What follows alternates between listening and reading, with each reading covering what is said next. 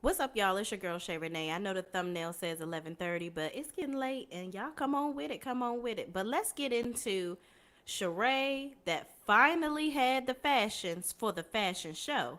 But does sis have the fashions for the website? Let's get into it, shall we? Man,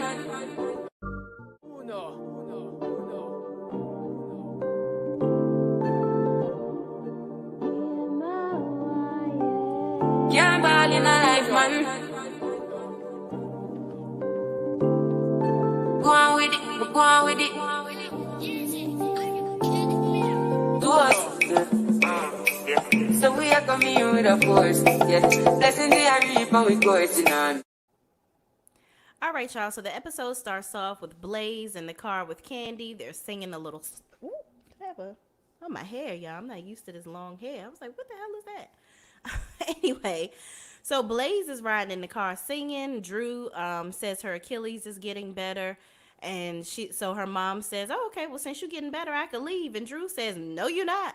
And then we see Kenya is on the phone with Jermaine, her head of sales. She lets her know that they have all the products to stock all 5,000 CVS stores. So kudos to Kenya because this is a huge deal for her. She has really been trying to get the Kenya Moore hair care products out there, and this is a huge, huge milestone for her. So in the first full scene, Marlo brings the boys over to Sanya and Ross's house. So Sanya gives them these mechanic outfits. It's so cute. They have their names on it, and Ross is going to teach them how to change a tire. And I thought he said change oil, but all I saw them do was change the tire. Which I thought was really, really good. And for them to, that was really, really nice of Ross to give the boys that type of attention.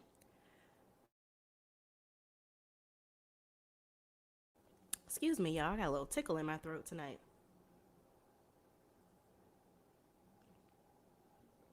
Give me 1 second.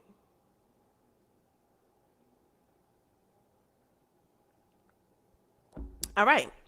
So then Sanya sits down and has a conversation with Marlo, and they basically talk about her going ahead and taking out the IUD. So Marlo says IUD, UTI, UDI. I'm like, girl, not a UTI. I would think you would know what a UTI is, sis. And it's not birth control. Okay?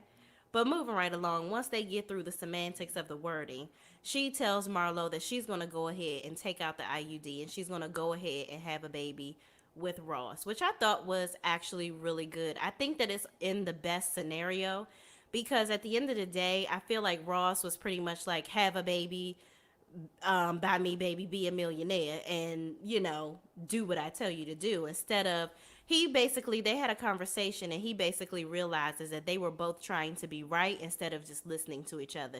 And once he realized, you know what, if she doesn't really want to do this, I would rather be with her against all odds. So if she doesn't want to have a kid, we'll deal with it. If she ends up wanting to have a kid, I'm great too. And I think once she realized that he actually was hearing her, that made her more open to actually wanting to have a child. So kudos to them for figuring it out. So then Marlo talks about her mom coming into town. And so she's like, yeah, my mom's here. She's at a hotel. And Sanya's like, because she got her parents and everybody in her family living in her house. So she's like, well, why your mama not staying with you?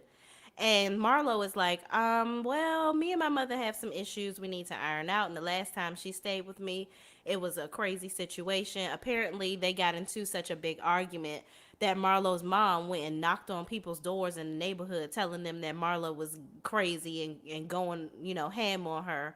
And basically opening up the whole neighborhood to their business. And Marlo didn't like that. So the mama is at a hotel so that they can remain cordial and getting along. Okay.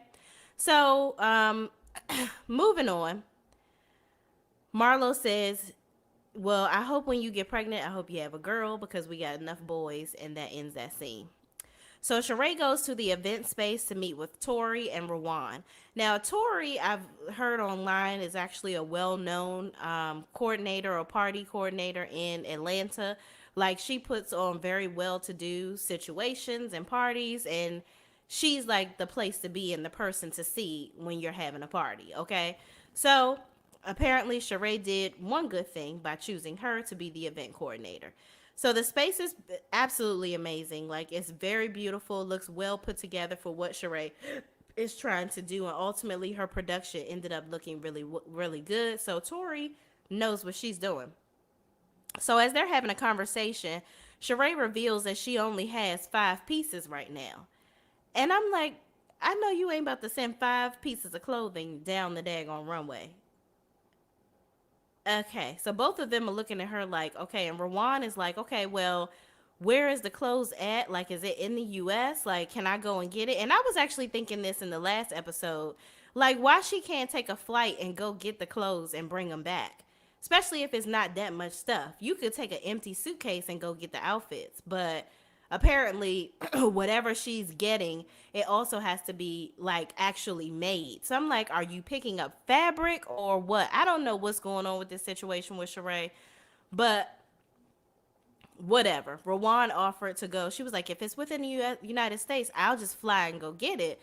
Like, what's the big deal? And she's like, so are you going to sew it when you get here? And Rawan's like, oh. So I'm like, Sheree, you full of games. So throughout the time that she's walking through the venue, she's having some slight PTSD because she's thinking about her previous fashion show and how this one isn't going as she planned it to go either. Okay. So moving on, Marlo meets up with her mother, Emma, and asks her, where are her teeth? As soon as she walks up to her, I'm like, Marlo, that's the first thing you gonna ask this lady. But I wanted to know too. I'm like, Mama, where is your teeth, lady? Like, unbelievable. I'm not about to have my mama on TV like that. Ain't no way. Ain't no mountain high enough. Ain't no river low enough to have my mama on here with no teeth, baby. Okay? No, thank you. Okay? You need to go and take your mama right on down to Dr. Heavenly and get her right and tight. Okay? So after this scene, that's what I want to see you and your mother doing for a bonding moment. But moving on, they get in the car and they go over to Pretty Persuasions to look at things for her mom. Her mom has a flea market, so she's looking at different things that she can sell at her flea market. So while they're there, they have a conversation, and basically Marlo says the mom expresses her dismay of Marlo making her move out of the house and selling the house. And Marlo was like, well, what was I supposed to do? Like, you having people in there selling drugs, you're never home, you leaving the kids in there by themselves. Like, they had to call me to come and get them because they were unsupervised. Like, why would I keep a house in my name when you're doing these types of activities and the police are always getting called to the house? So the mom said that that's one of the things, gripes that she had with her. But I guess once Marlo explained that, hopefully she can understand why Marlo went on ahead and let the house go. But it seems like in conversations with Marlo's mother, she's constantly holding over her head materialistic things or all the things that she's done for her. And it's like, if you need a plaque or you need constant recognition for what you've done for people, maybe you shouldn't do it, Marlo. Like, I get it. Your mom is going through a tough time. She had a horrible addiction. But if you're going to help your mother, don't constantly throw in her face everything that you've done for her. Like, she's always, I feel like Marlo is, throughout the episode, was constantly throwing all the monetary things that she's done for her mom in her face.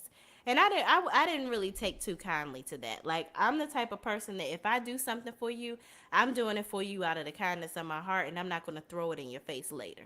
Okay? And that's just me. But Marlo says she needed her mom, and she said it doesn't matter, she said it doesn't matter where she was at, she needed her. So they hugged and embraced. And Marlo's mom says, it doesn't matter where you are, I'm always going to be there for you. And Marlo says, I just don't want to be hurt. And her mom says, you ain't got to be hurt no more. It sounds like, her mom really is in a better state of mind to try to work on things with Marlo. I don't know what her mom was like before, because Marlo said that they used to really get into some really bad drag out arguments. But, it seems like her mom is in a much more mature place where she doesn't let Marlo take her out of character, so to speak. So maybe they can work on the relationship if Marlo can learn to let her guard down with her mom. But that can be difficult, especially when dealing with somebody that had a previous addiction, because they can be tricky individuals. They can pretend like everything is cool, and then the next minute you turn your back and let your guard down, they're right back doing the same old stuff that hurt you before. So I get why Marlo is really defensive with her mom, but being defensive 100% of the time with your communication is definitely not going to make things better between the two of them. So, moving on. Kenya walks into CVS with Brandon. Hey, Brandon. We haven't seen Brandon since the little sleepover Nene had at the hotel, child. He got punched out by Apollo, and he's like, RHOA cameras will not see my face no more, okay? Because what y'all did on that episode was fucked up, and what you won't be doing is embarrassing me on national TV again. But it was nice to see him come and support Kenya for such a big moment in her life. So Kenya is there. She's excited to see all the products there. This time they don't have water in them, and we ain't got what's her name, Portia's little friend Shamia here drinking it like it's water, child. It's real products in a real store. So Candy comes to support her, Drew and Sanya, which I thought was really, really cool. So she cuts the bow, and they all talk about Sheree's fashion show. So they're like, okay, what do y'all think? Do you think she really gonna have some clothes? Is this really gonna turn out well? So then, Kenya's like, well, she said she had 5 pieces, but she was looking for 22 pieces and then 27, but I don't know. I'm just hoping that she's able to pull it off. So they're talking about that, and Drew is like, well, my contribution to the show, I hope that helps her out. And they're like, what are you talking about? She's like, yeah, because, she still owes me from that party. She ain't paid me. So I'm going to just chop it up to my donation to the event. I'm like, Drew, with your shady ass, she didn't pay you. I get it. But you ain't got to keep on reminding people that sis ain't pay you for the party. You just going to have to go ahead and cough that up, sis. So moving right along, in the next scene, Candy meets with Mama Joyce at OLG, and they sit down and have a chat. So Candy decides to talk to her mother about the estate planning and tell her that her and Todd are basically in the process of doing their individual trust and their joint trust. Now, I'm going to say this. Anything dealing with money, Candy should never, ever, ever have a conversation with her mama. Period. Never talk to your mother when it comes to your money, because Mama Joyce, I don't know if she's ever had any really successful relationships, and I can see it's because she seems like a very selfish individual. Like, she continues to put her nose in Candy's business by way of her finances. And it's just unrealistic, the things that she thinks should go on within Candy's relationship in her marriage with her husband. So she basically tells Candy that she feels like with Candy's individual trust, she should leave more of the money to the kids, and out of the 3 kids, Riley should get them. Out of her 3 children, Riley should get the most because she don't have a dad. What? Riley is a grown ass woman. Ace and Blaze are kids. They're still babies. Like, why would Riley need the most of the money because her dad is not around? Riley didn't want for anything. If anything, Riley is spoiled. And that ain't got nothing to do with her dad not being around. So, and that's okay. If Candy has it and that's the way she wanted to raise her kid, cool. But that's not a reasonable argument to give Riley most of the money. That doesn't make any sense. Then they talk about the joint trust and how Don Juan would be the individual over the joint trust. Now, I'm a little confused about the joint trust, because if the joint trust is basically the funds that's going to be allocated that you both earn together, right? Why would you need somebody else other than the surviving party to make those decisions? If you guys are married, God forbid Candy passed away, if Todd is still alive, why can't he make those decisions on his own? That's your husband. Like, write out what you want and he go ahead and execute it, and vice versa. If Todd passes away, if you're still living, You should be the one making those decisions, not you and XYZ. If one of y'all is still alive, one of y'all will be left to make the decisions. That's what I would think. You married this person, you should trust them, right? So then Mama Joyce says, well, I can be the, co-head of whatever with Don Juan. And Candy is like, well, would you do right by Todd? I mean, you think, and she was like, I don't think Todd should get anything because he should have accumulated enough money throughout the marriage. And I'm like, what? Todd was influential in a lot of these new business ventures that Candy did, the play, the restaurants, the trucking business, all these different things that they're doing. And Todd is a huge support to her. So why would that even come out of your mouth? So you want to take money away from the kids. You want to take money away from Todd. Is this all to make sure you get all the Candy's money? Because that seems to be what her main interest is. Staying in Candy's pockets. But one thing I didn't like, so Mama Joyce was like, yeah, you shouldn't give him anything because what is he gonna do? Enjoy your money with the next chick when you gone, basically. And Candy was like, oh well, I would write it where he doesn't get anything if he remarries. Like he can have his little fun or whatever, but I don't want no other women, making any decisions as far as my children or my finances. Here's the thing, Candy, you can't take this money with you when you're dead and gone, sis. I understand that it took you a long time and you did a whole lot of things in life that are amazing and great to get this money. But what you're not going to do is tell that man what to do with his love life when you are dead and gone. You're not here to enjoy life with him anymore. Like that's just not fair to me. I would think that you just want him to be happy. Like if I pass away, I don't expect my husband to be miserable and single for the rest of his life. If he meets somebody else that makes him happy, kudos to him.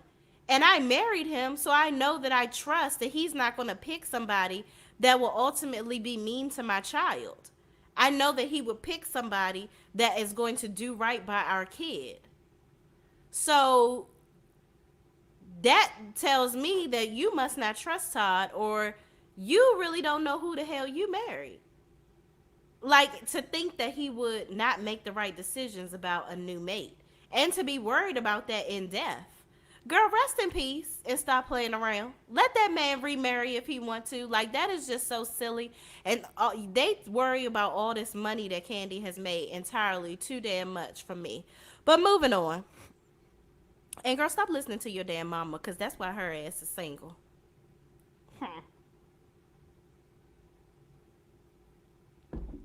Period. Okay?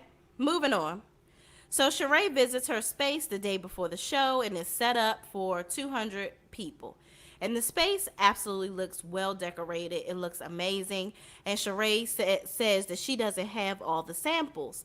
So this is when Rowan says that she'll go and catch a flight to go get the samples, y'all. I thought it was in the earlier scene, but this is the scene where she says it. So as she's talking, Tyrone comes in looking like he about to crip walk, coming up in there. I'm like, who walks like that? Ain't you from Philly? You are not from Cali, sir.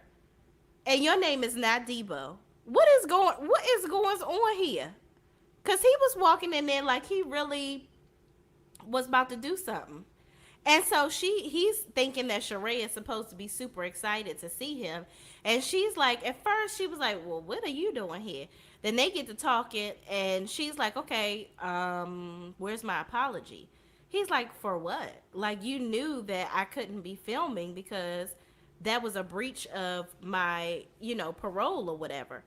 And Sheree was like, no, you didn't tell me that. Like, you were supposed to come to New York and everything. So I don't know about that whole situation with Tyrone and Sheree. That was actually all over the blogs before that episode even aired, that Sheree was going to attempt to try to make him look crazy. So he tried to get ahead of it before it even came out. But anyway, she done called the man Lyrone, told him to get on out. He introduces himself to Kylie or Kaylee, whatever her daughter, her youngest daughter's name. I don't want to mess the girl's name up again, but her youngest daughter. And the daughter was like, "Who are you?" And he says, "Tyrone." And she's like, "Oh, you're Tyrone. Okay." Um, no, she act like she ain't know him. And I'm like, "So Sheree, you've been phone boning this man for how long? And your daughter don't even know who he is? What is happening here? Has Tyrone always just been a random storyline? Cause the dots is not connecting here. I didn't get it. But moving on, he ends up leaving, and no, he ends up saying that he's gonna end up leaving, and Apollo comes over because him and Sheree get into it a little bit. So Apollo comes over to try to diffuse the situation, minding everybody else's business but what pays him, and he's trying to basically tell Tyrone how Sheree feels. Like, you can't be acting the way that you're acting and kind of being dismissive. You shouldn't have left her there like that. That was really messed up. And Tyrone is just standing on his hill of foolishness, like, I ain't apologizing to her and whatever. Because my thing is, Tyrone, even if you couldn't come to the tea place, right? You could have at least called her and FaceTimed her and said, "Hey, I'm not going to be able to come because it's going to be a violation of my parole." And that's it. He could have been on camera saying that from the phone instead of just leaving her sitting there looking like a fool. I can't imagine that you would do that to somebody that you care about. We got comments, y'all. Iverson Money says, "I would imagine what the accumulated on their own, what they accumulated on their own will go to their own child, and what they have together is split evenly amongst the four children, surviving spouse and parents." Yeah, that's what I would think too. Like, I don't think you need like Don Juan or, God forbid, Mama Joyce to help you make that decision, you know? And the spouse should get something too at the end of the day. Like, I don't think it should be a situation. Listen, these women do it all the time. Go and marry, do a Erica Jane, and think that you gonna be with this old fart and you gonna get his money when he dies. But look what happened to her. So you damned if you do and you damned if you don't. You're gonna get all the backlash if things go awry.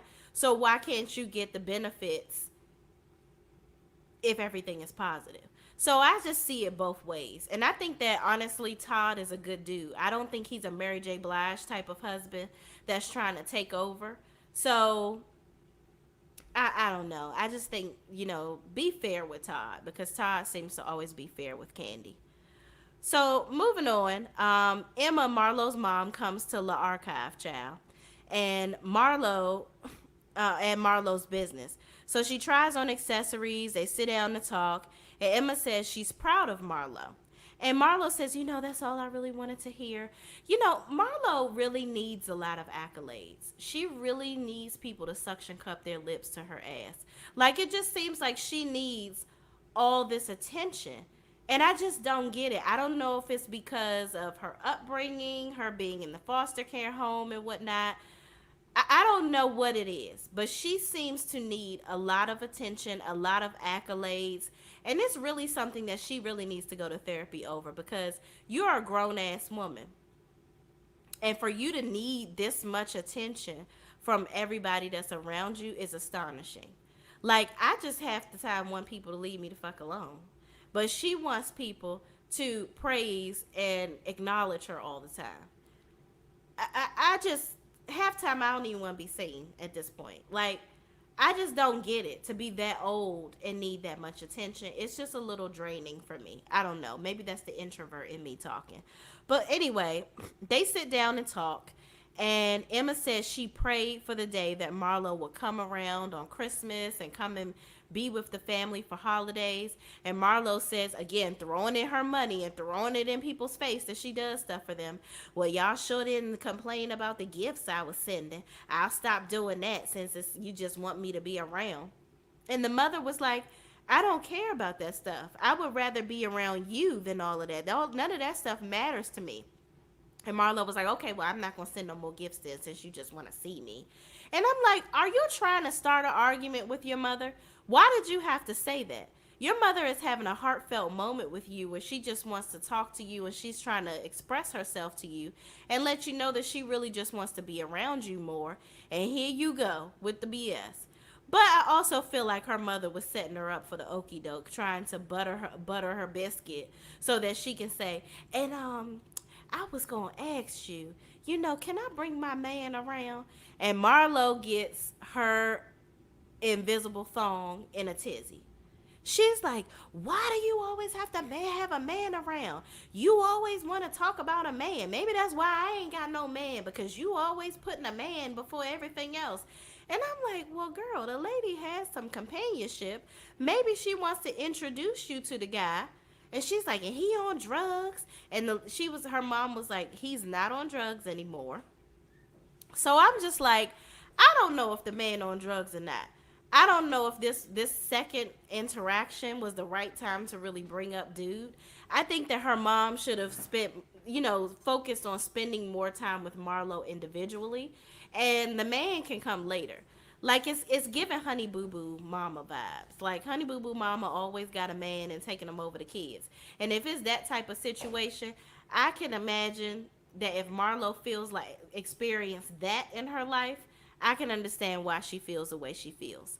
So I just think that in those situations, if that's something that's been repetitive behavior that you've done, this probably isn't the time to bring that up. So Marlo gets really upset. She is on the way out, and Candy is coming in, and Candy walking in like, what the fuck did I walk in on? Okay. She like, hello, the awkward introduction. So Marla's like, I'm gonna just go get us some food. So as she's leaving out, the mom apologizes to her. Emma says, Marlo, I'm so sorry. I shouldn't have brought that up. And if you don't want him around, I won't bring him around. And I respected her for saying that, because if you clearly see that this is upsetting your child, you got to go ahead and take that L, sis. So moving on, Candy says, how old were the kids? She's like, Marlo actually talks about you all the time, and it's really nice for me to meet you in person. But can I ask you, how old were the kids when you started using drugs? And she says, well, Marlo was about 7, and I was a CN, and I was a really good nurse. And I know that if I had to live my life right, I would be a registered nurse right now, because I really enjoyed that career. And Candy was like, oh, okay. And she was like, have you ever thought about going to counseling with Marlo? And she said, yeah, I would definitely go to counseling with Marlo. And Candy brings up, yeah, me and my mama went to counseling, but she ended up cussing me out, and we ended up getting into an argument. And Marlo's mom says, I ain't into that. I'm not about to do that. And ain't nobody about to take me there. So when she said that, that made me feel like Marlo pokes the bear. Like Marlo is so angry with her mom as to how her life turned out that she pokes the bear with her to piss her off, to make herself feel better. And when I can imagine that dealing with someone that struggles with addiction, that's probably not the best way to handle somebody like that. Like, yeah, you can let them know how you feel, how you're hurt from what they've done, and they accept responsibility for their actions, but constantly poking the bear, I don't really see how that's going to be helpful. um Marlo never got attention as a child. I know mothers like hers, as far as putting a guy first, that could be the reason she was in a foster home.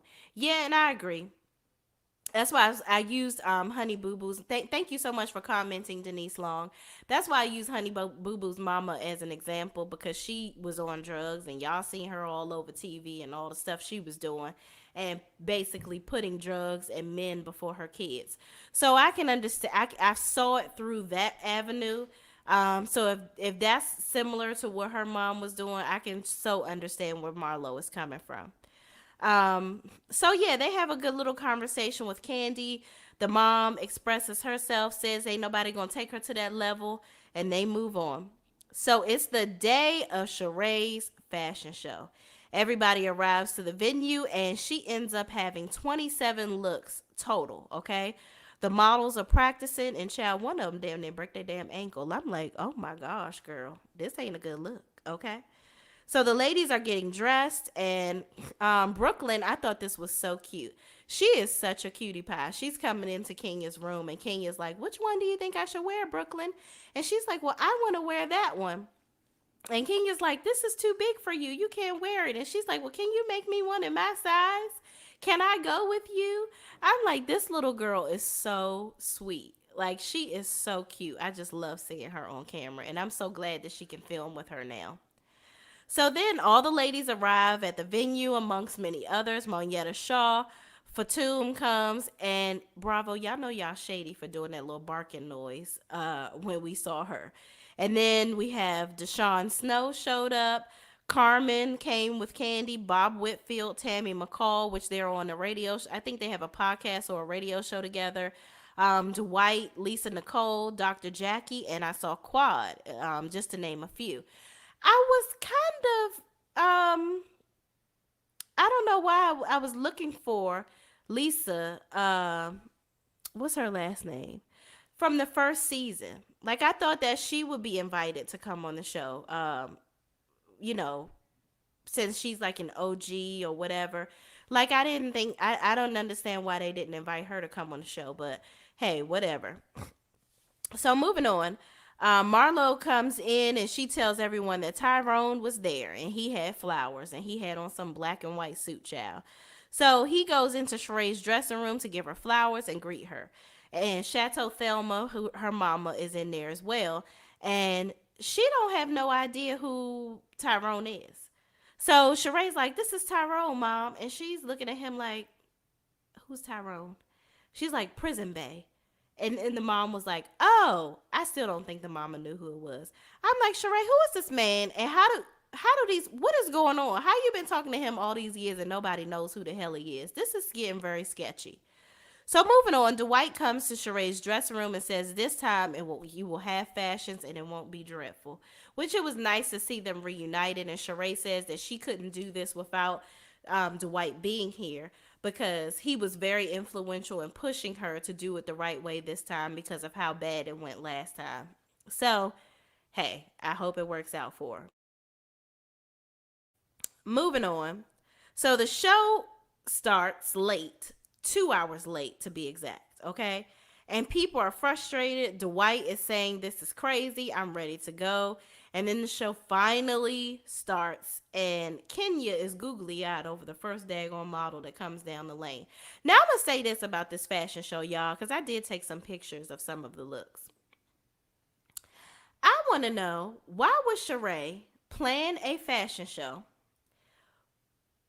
before she got the fashions? Why are you paying for a venue? Like, Bravo must have told her, "You gotta be the finale. Get She by Sheree together. You're gonna be the finale." And it's giving very much last minute vibes. Like, I just don't understand. Now, and we're gonna talk about all the craziness that has been surrounding this fashion show. After the fashion show with fashions had no fashions on the website. But let's get into it. So here's a couple of the looks. Now, mind you, none of these looks were actually on her website. Oh no, that's Apollo's girlfriend. So here's one of the looks here. Here we have this from the He by Sheree line. Then we have, oh, that's the bottom, child. Here's another look here. Another one. Now, mind you, y'all, none of these looks was on her website, okay? She had like 2 pictures on there that have been circling around the internet, but none of these looks were on her website. Here's some more stuff. This was the guy that Kenya was all googly eyed over, y'all. He was cute though. Here's another one. This is a little too naked for me. I don't know. This is cute. Now, mind you, none of this shit ain't nobody working out. Who working out in this? This must be a yoga outfit. I don't know what she was trying to accomplish here, but okay. This is cute. It's a nice little bomber jacket. I will wear that as well. So yeah, y'all, a lot of cute little. This is Sheree's exit look. Now, this is Apollo. Okay. Now y'all remember Apollo's girlfriend that was all on the doggone internet talking all this crap about Phaedra and how Phaedra don't support him and all this, that, and the third. And I'm like, girl, wasn't you messing with him while he was freaking married? I don't really want to hear nothing from you. And she used to be real nice and tight and trim. But this how she look now. It's giving. Now I think she got a BBL recently, so she probably don't look like this no more. But this is a perfect example of getting BBLs, ladies, and not maintaining it afterwards. If you don't have the proper practices before you get it, it ain't gonna last. But that's just my little speech for the evening. Now, let's get into the scammery of it all, shall we?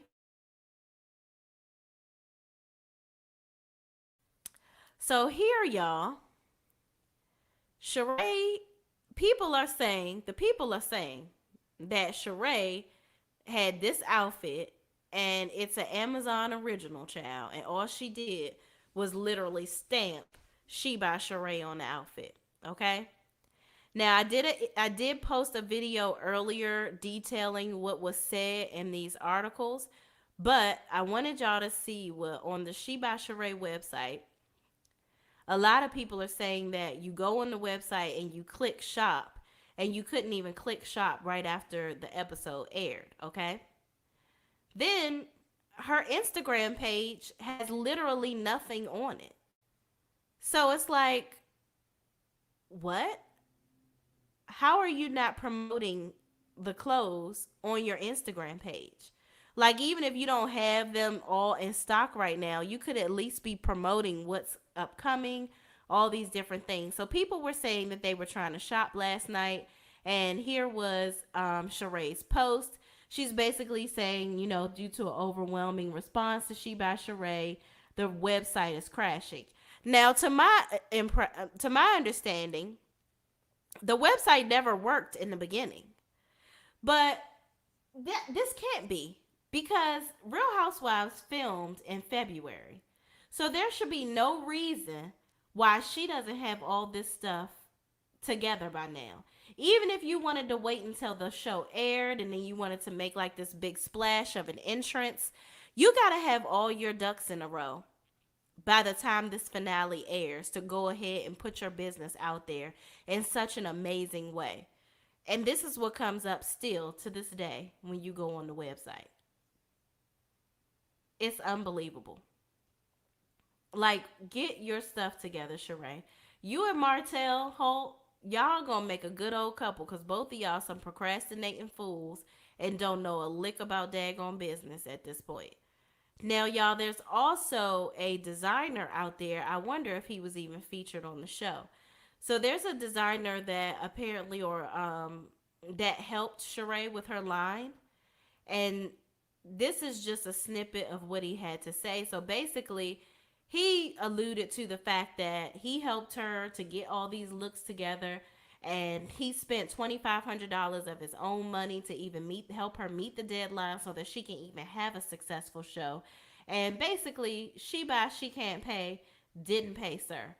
But I also have to take time to question these people that keep on working for her. There's no way that I would do anything with Sheree without getting a lump sum deposit or paid in full up front. Cause you're not gonna keep on having people around town telling me that you don't pay for shit. And fool me once, shame on me. Fool me twice, ain't never gonna get done. Okay?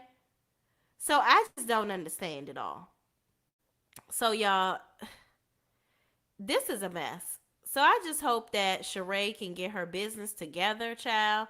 But y'all go ahead and watch my other video. This is the thumbnail for that video. It's going to detail all the situation with this young man and the designer that said that she hasn't paid him and he basically helped her to get her show up and running. Okay. So yeah, y'all. The season finale. This show was actually very good. It really gave me nostalgia from the good seasons of the Real Housewives of Atlanta. Like it gave us. It just really gave us good vibes of the older seasons and how it was so amazing and how all the ladies were all doing something. And it really helped Sheree to redeem herself. And I am so happy that she actually did the fashion show, but I'm not excited that she didn't follow through with what she needed to do. And it's just really disappointing. And I hope Sheree gets herself together. Like you showed us in your final confessional, you showed us you walking through a warehouse that's supposed to have all your clothes in it. And all of a sudden your website crashes, but can't nobody produce a order or anything saying, "Hey, I got my order from She by Sheree." I haven't seen nobody on Twitter say, "Oh yeah, I ordered. See, here's my order number." Nothing. I ain't seen nothing on Instagram. Nobody. All I seen is Andy wearing a hoodie. Who else got some clothes? And I'm pretty sure you sent that to him for free. Child. Whatever. So anyway, after the show is over, of course Tyrone is feeling some type of euphoria, child. So he comes over to talk to Sheree, and Sheree's like, "Yeah, I'm actually very done with you, and I have no more time for you." So she don't talk to him. Then they go through all the ladies. Sanya removes her IUD. Drew is still on a fitness kick, still hasn't read Ralph's book. Marlo broke ground on her new house, and she is on a journey for self improvement, and her edges are still flourishing, child, because she had the damn edge transplant surgery. Kenya took Brooklyn to Paris for the summer, which I thought was absolutely amazing. Sheree is walking around the fulfillment center with no clothes to fulfill. And Candy is producing another play, and the trust is still not finalized. Let's get into these comments. Denise Long says, "LOL, did Bravo push it and or paid for it?" Probably, probably. They probably wanted to bring that back, the old nostalgia from the first Housewives that were on the Real Housewives of Atlanta, and people keep talking about She by Sheree, so they probably just wanted to make it happen. Denise Long says, "I thought he married that girl. She was on Say Yes to the Dress." Oh, you talking about Apollo and Thickums? Yeah, they ain't married, sis. They ain't married. Someone said they used a company to put their logo on sweatshirts. See, and that's what I'm saying. You played with us. First, your clothes was coming from Alaska. Now you getting shit off Amazon and getting a print fulfillment center to put something on some shit. You could have been did that and put it down the runway. Sheree is playing like Martell walking through a vineyard, Dumb and Dumber. Right, right. Ain't nobody seen Martell walk through no damn vineyard because it ain't one. You went through a fulfillment center and they just put a label on something. You ain't grow no damn grapes. Go check on no grapes. None of that. Cause he would have recorded it and put it on Instagram with the quickness. Iris Money says Sheree is lazy. Bob bought her boutique before the show. He had honest shirts in Nordstrom saying, "Who gonna check me, boo? What's the excuse?" Wow. Oh, he had Hanes t-shirts in Nordstrom saying, "Who gonna check me, boo?" Wow. See, he was trying to help her get a bag. But he looked so proud of her when she was walking down that runway. But he probably looking like, yeah, just like I thought, a flop. Denise Long says Iverson money, and that was a good slogan. Didn't Evelyn Lozado make money from the no non motherfucking factor shirts? Yeah, she made a whole brand out of that. So Sheree, this is obviously just a huge missed opportunity, and she has nobody to blame but herself for why this didn't go well. So I don't know how she's going to ever have even remotely a close enough opportunity to launch this business, relaunch this business in a way that would have literally, if Sheree had her shit together on finale night, she would have easily sold out of all those clothes. Guarantee. Guarantee. Even though a lot of that shit is too damn expensive. But she would have sold out of all of that stuff on finale night. I guarantee you that. If not all of it, most of it. But it's a missed opportunity at this point, and she has nobody to blame but herself. Her daughter even posted on Instagram saying, "We're so proud of you and don't listen to the haters." You gotta tell people the truth sometimes. You fucked up. You messed up. You dropped the ball, Sheree. It is what it is. And that's all I got to say about this season finale. Y'all, I'm ready for the reunion. I can't wait to see that word on the curb is everybody went after Marlo, something terrible. So, and I hope nothing goes down between Sanya and Drew because they really are sitting right next to each other, which I don't know why they did that and thought that was a good idea. But anyway, thank you guys for watching. Please, please, please don't forget to like, comment, subscribe, and share this video with anybody else that watched the finale too. And I will see you in the next video. Peace out.